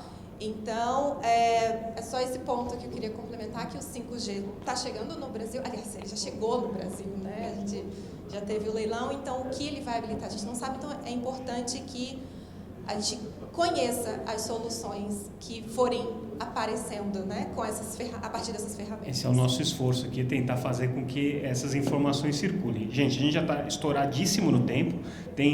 Vou dar a oportunidade para uma pergunta da plateia, se alguém ainda tiver alguma colocação para fazer, tem uma ali. Peço que seja super objetivo, porque nossos palestrantes aqui querem voltar para o aeroporto, tá? Então, eu não quero... Boa tarde a todos. Bom, meu nome é Fabiano Carvalho, sou da Solucionais da Telefônica Vivo. Acho que eu parabenizar todo mundo aí no painel. A você, Samuco, pelo evento, super bacana. E eu vou dirigir a pergunta ao Thales, né? Que eu acho que quando você mencionou a 14172, você fez um apelo. Foi assim que eu entendi, pelo menos. Né? E aí eu queria entender a sua visão, quem você entende, quais atores você entende que deveriam liderar uma concertação para resolver esse problema urgente da 14172, que a gente está falando daqui para o fim do ano, e se na sua visão existe algum espaço institucional, hoje em vigor, para a gente endereçar esse assunto. Né? Porque, de fato, acho que a luta de todo mundo aqui é histórica, acho que todos que estão aqui, tenho certeza, são apaixonados por essa agenda de educação, e a gente não pode deixar de jogar fora 3,5 bi quando finalmente esse recurso chegou. Né? E de novo agradecer a todo mundo e parabenizar os painelistas. Obrigado. Bem, eu acho que existem esforços de diferentes atores, pensando em caminhos específicos. Existe um caminho, por exemplo, da judicialização, né? No início se comentou, né? Na verdade, esse prazo, hoje de setembro, é um prazo judicial, estipulado pelo STF. Então, há uma discussão em alguns atores. O Instituto Articule, por exemplo, é um dos atores que tem debatido com outras organizações para pensar essa atuação judicial, para aumentar esse prazo, mas isso é uma frente de atuação. Obviamente, é o Ministério da Educação que tem esse papel institucional de fazer essa articulação nacional, mas também é necessário garantir que os estados, então, só para explicar, a 14172 disponibiliza recursos para as secretarias estaduais que tiveram a possibilidade de distribuir algum desses valores para os seus municípios. As secretarias estaduais construíram esse plano de ação, e esse plano de ação norteou o repasse que o Ministério da Educação comentou que foi feito no dia 16 de março. Hoje existe uma articulação desses gestores estaduais para trocar informações e garantir que as experiências de um estado e de outro possam ser utilizados. O CIEB, junto com o Grupo Mulheres do Brasil, com o NIC-BR e com a MEG-EDU, nós somos coordenadores técnicos de um grupo que se chama Grupo Interinstitucional de Conectividade na Educação, o GICE. Esse grupo foi formado em setembro de 2020 e esse grupo ele tem uma composição tanto de organizações do terceiro setor, Fundação Telefônica Vivo, Instituto Claro, Instituto TIM, participam, como também representantes do poder público para construir esse espaço de troca e de articulação. Nós, no ano passado, apresentamos um mapa de conectividade, que foi comentado aqui, que é esse instrumento que possibilita para 138 mil escolas uma informação atualizada da conectividade, utilizando dados públicos, mas também dados compartilhados pela iniciativa privada. O guia de conectividade, que a Marise comentou, que é esse passo a passo. E esse ano nós estamos, dentro do GICE, fazendo uma série de reuniões com esses gestores públicos para conseguir endereçar da melhor maneira essas soluções. Eu faço o convite para as organizações que queiram participar do GICE, entrarem em contato com algumas das organizações que compõem a coordenação técnica, mas eu posso adiantar aqui quais foram as principais dificuldades apresentadas nesse momento. Todas as secretarias fizeram seu plano de ação, então todas têm um plano de ação claro de quanto vai ser destinado para a contratação de dados móveis, quanto vai ser destinado para a contratação de dispositivos. O que vem acontecendo, basicamente, são dois problemas. Eles não têm o tempo hábil para lançar uma nova licitação, porque no universo de 6 meses é praticamente impossível fazer todas as etapas. Muitas delas estão buscando atas de registro de preço de outros estados ou de municípios para fazer uma adesão, que é uma possibilidade legal de aderir. E muitas delas têm comentado que há uma dificuldade dos contratos já existentes dessas operadoras ou mesmo dos prestadores desses serviços de garantirem esse fornecimento nesse intervalo de 6 meses, porque há toda uma dificuldade de, agora eu estava prevendo disponibilizar isso no universo de 1 ano, de uma ata, eu vou ter que disponibilizar em 4 ou 5 meses para 25%, 30% a mais do que eu estava planejado. Então tem um esforço aqui necessário de pensar em como essa demanda de dispositivos, essa demanda de contratação de dados móveis possa ser direcionado para esse universo de 1 ano. E aqui, nós, no grupo, no GICE, não temos essa solução, mas a gente tenta, sempre que possível, fazer essa troca de experiências. Eu acho que lá é um espaço possível, não é o único espaço, mas é um espaço possível porque lá conta-se também com a presença do Ministério da Educação, do EMICOM e da Anatel, e há sempre uma troca necessária, representantes do FNDE também estão nesse grupo. Me parece que hoje esse é um espaço institucional criado para essa troca, ele não é suficiente, mas é um pontapé inicial para a gente conseguir levar isso para outras instâncias. Tá bom, obrigado, Thales. Bom, gente, eu não quero tomar mais tempo de vocês do que a gente já tomou aqui com esse painel. Eu sei que vocês precisam voltar para o aeroporto, então só o que eu tenho a fazer é agradecer pela disponibilidade de vocês de compartilharem essas informações com a gente, de ajudarem a gente a fazer um evento, como eu disse, que a Teletime estava entrando em território completamente não mapeado aqui, então a gente está aprendendo também, notei um monte de coisa aqui, são páginas e páginas de anotação, vou ter que escrever sobre tudo isso hoje à noite, vamos ver se eu consigo.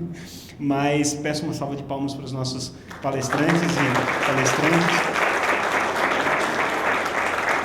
E espero que a gente volte em breve com mais uma edição desse Educação Conectada. Para mim foi um sucesso, acho que a gente vai manter. Obrigado, gente, mais uma vez. Até mais.